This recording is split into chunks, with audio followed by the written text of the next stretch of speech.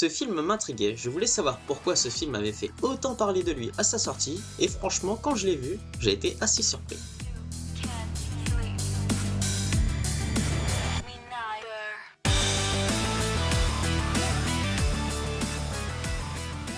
Hey salut à tous, c'est Ezric et aujourd'hui j'avais envie de vous donner mon avis sur le film Maison de retraite. Je ne suis pas fan de films français. Enfin, pas tout à fait. J'ai grandi avec les films avec Louis de Funès. Il y a aussi plein de films cultes comme Les Visiteurs, Les Bronzés ou même Camping, et je peux dire dernièrement les Babysitting.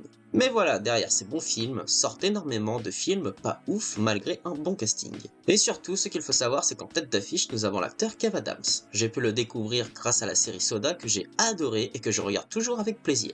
Mais voilà, c'est malheureusement la seule œuvre que j'ai aimée avec lui car ses autres films sont à peu près tous pareils. Que ce soit dans Les Profs ou dans les nouvelles aventures d'Aladin, j'avais l'impression de tout le temps voir Adam Fontella. Et l'inconvénient, c'est qu'avec les bandes annonces de ses autres films comme Fiston ou Gangster Adam, rien ne m'attirait car je n'avais pas l'impression de voir autre chose. Et pour revenir sur le film Maison de retraite, quand j'ai démarré le film, j'avoue avoir été déçu.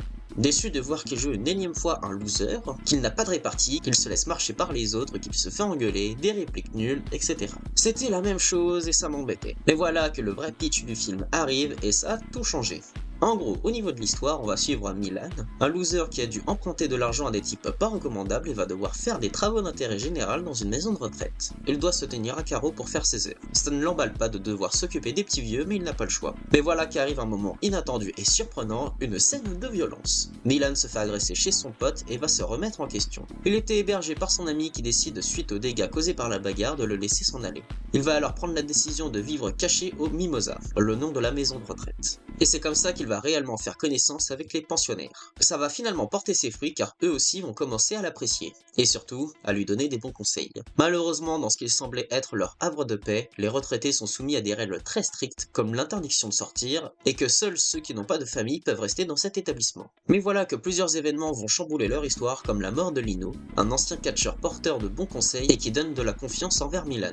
Par exemple en lui apprenant à se battre et de ne plus avoir peur. Il va finir par découvrir des contrats qu'il prend en photo et va se faire virer. Il va renouer des liens avec son meilleur ami qui est avocat et lui avoue que c'est de l'abus de confiance. Le directeur récupère l'argent de l'assurance vie des petits vieux et grâce à l'État. Ils n'ont qu'une chose à faire pour changer la donne, c'est de les faire évader. Ils mettent un plan qui se déroule sans accroc, mais ils se font rattraper dans un chemin. Heureusement, l'une des infirmières a fait appel à la racaille du quartier qui leur permettent de se sauver. D'ailleurs, on apprendra que Lino a réglé la dette qu'il avait. Grâce à ces donations, Milan créera un orphelinat mélangé avec une maison de retraite. Entre temps, le directeur se fera jeter en prison avec une énorme amende et d'autres maisons de retraite se feront inspecter. Et ben ouais, c'était vraiment assez surprenant. Il y a un beau mélange entre humour et drame et c'est ça qui fonctionne. J'en ai parlé récemment dans le film Le pire voisin du monde, mais c'est ce mélange qui fait de ça un film unique. Ça dénonce également le système de certaines maisons de retraite, mais aussi de la solitude des personnes âgées, le fait d'abuser de leur confiance, du devoir de se serrer la ceinture car elles n'ont pas d'aide et de plein d'autres. D'ailleurs, mention spéciale à tous les personnages secondaires retraités qui ont tous un petit arc et c'était vraiment plaisant de les suivre. D'un côté, tu n'as pas envie de finir comme eux, et de l'autre, on retient la phrase qui est citée 2 fois dans les films: dans chaque vieux, il y a un jeune qui se demande ce qui s'est passé.